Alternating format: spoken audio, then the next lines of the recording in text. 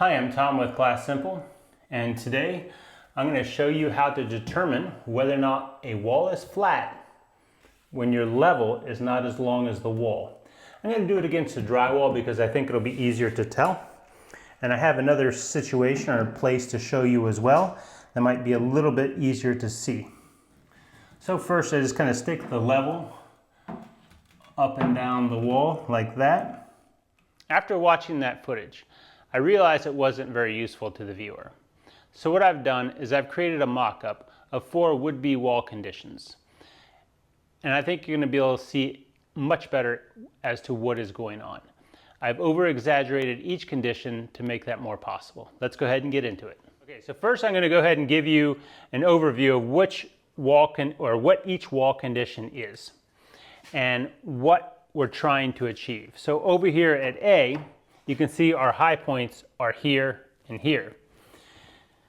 So that's all that matters because I need to be able to measure. So we're trying to see if we need to order this glass out of square or not. So I can then measure off of the bottom and the top with a laser here, and I'm going to show you that in just a second, to see how far out of square that piece of glass will need to be ordered.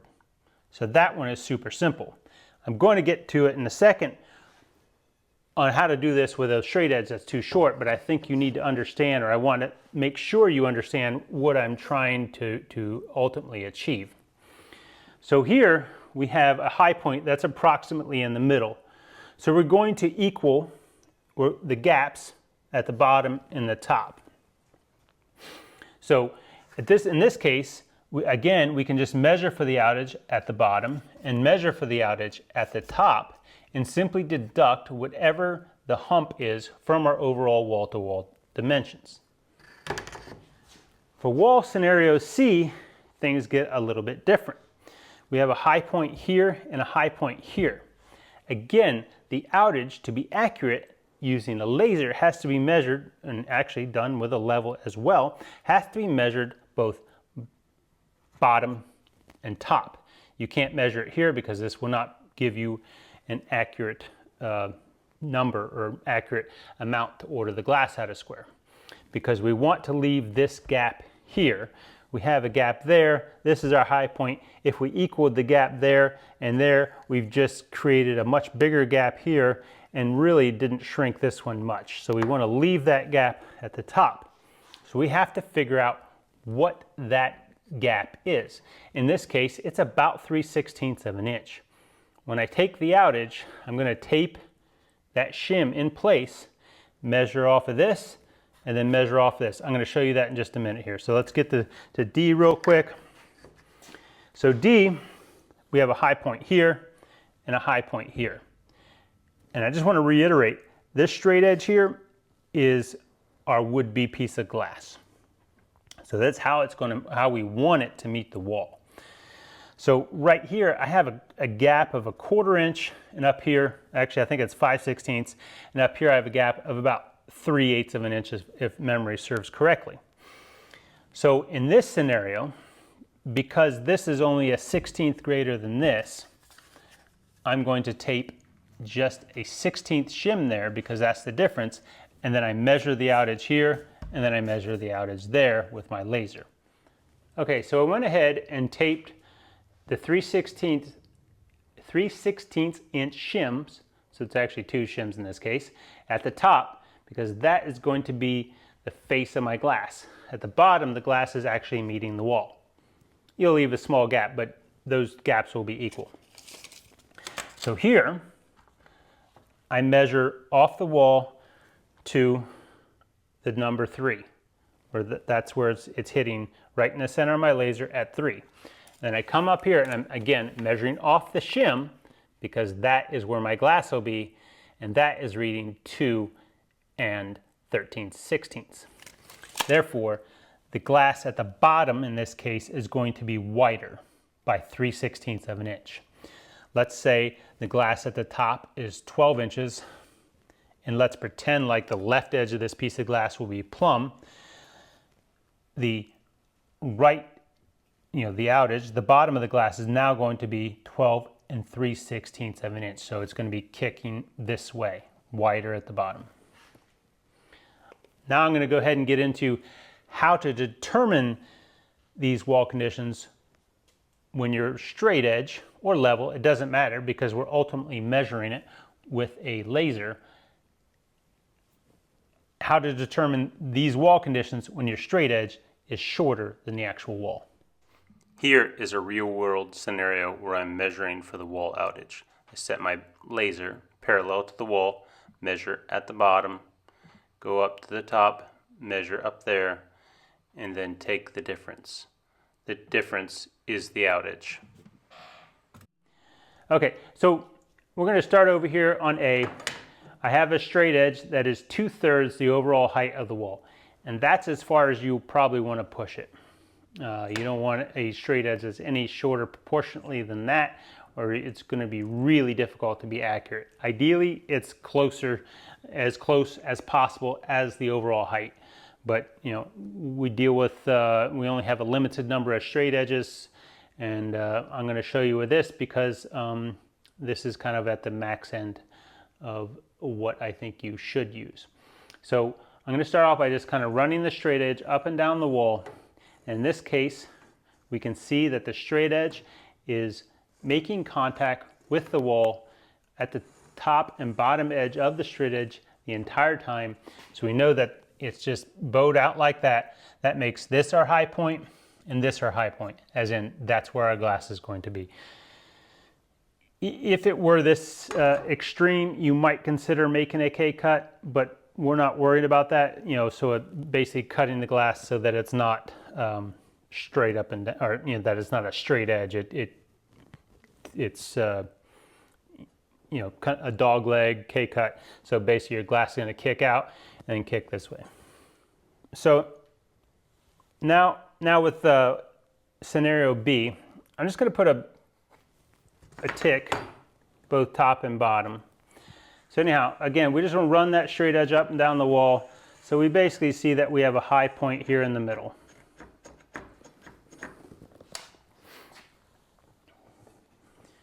We're going to take a stab at what we think it might be.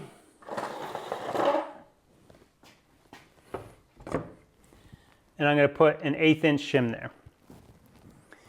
These marks are that my shims have to always be within those marks.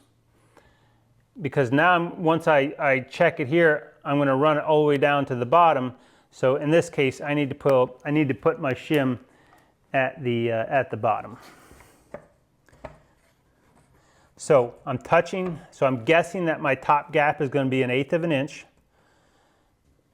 I put a shim in to where this straight edge is still going to be contacting that shim, and I run it up until it catches. You can let the top piece fall, it doesn't matter.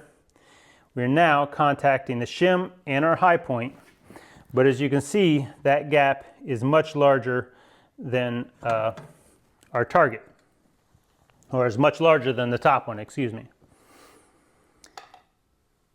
I'm pretty sure I know exactly what the outage is because I've done this already. And we're just going to go right to that. I believe it is 3/16 plus 3/64. You don't need to get that particular. However, the more particular you are, the better end results you'll have.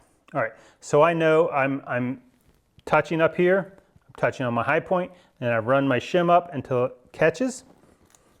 I'm going to tape that in place because we're running out of fingers here.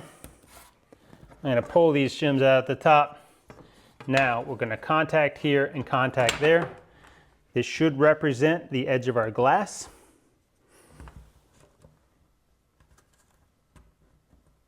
And that fits nicely in there. That is what the hump is. So ultimately you're going to deduct 1/4 inch from your overall dimension in this scenario, but you will simply take your dimension top and bottom. Okay, so now for scenario C. So again, we're going to start off by putting these little tick marks. That's just so you make sure you put your shims in the right place. Then we'll run our straight edge up and down the wall. We can see we're contacting here and it's always contacting at the bottom there. So we know our bottom is a high point, and then we know this right there is a high point. But this area here is a little trickier because this trajectory is not our wall condition. Because this dips, we have to basically flatten the level out using a series of shimming, or shimming multiple different times. So basically,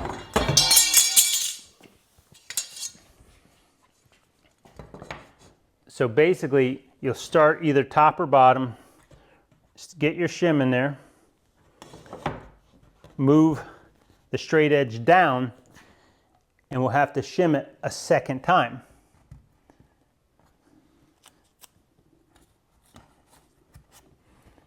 Now we're going to run it back up, touch this high point again, and again run your shim up. So in this case, I'm going to add to the thickness of the shim because I don't want it to get too high. I have to make sure that when I bring it down, it's still contacting that shim I just stuck in there. So we're going to tape that. And each time the shims will get bigger and bigger. It's a pain in the neck. In this case, we just kind of move the location of the shim until it was tight.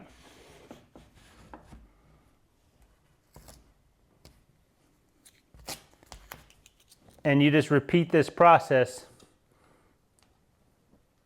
until it's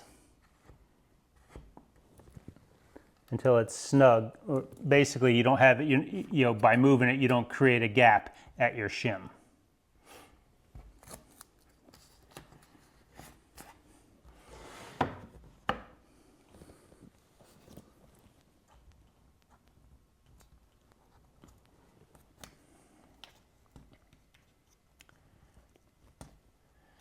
So in this case, I'm going to go ahead and pull that out of there because it's going to improve our accuracy.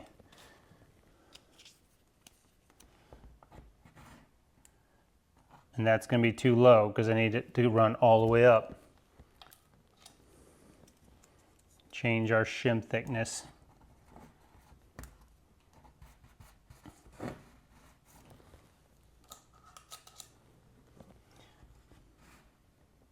Right there. So that's tight.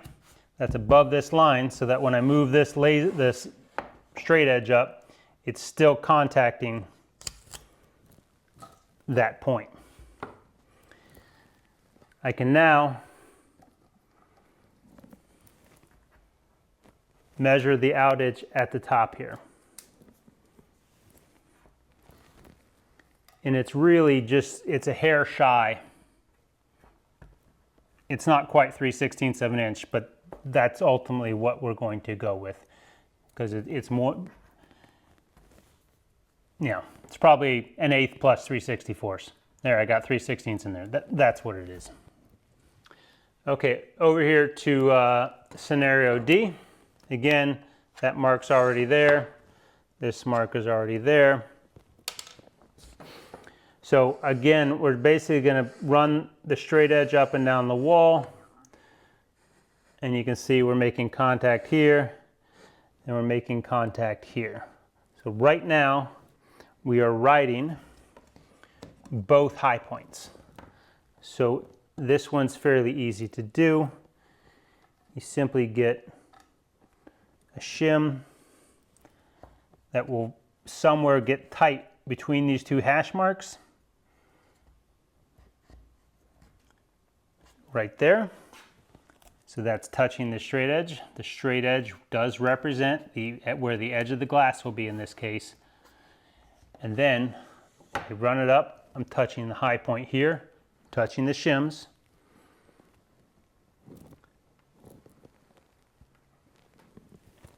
And then I stick my shim in there at the top. That's 3/8 of an inch gap. So we know that's 3/8. Run it down to the bottom.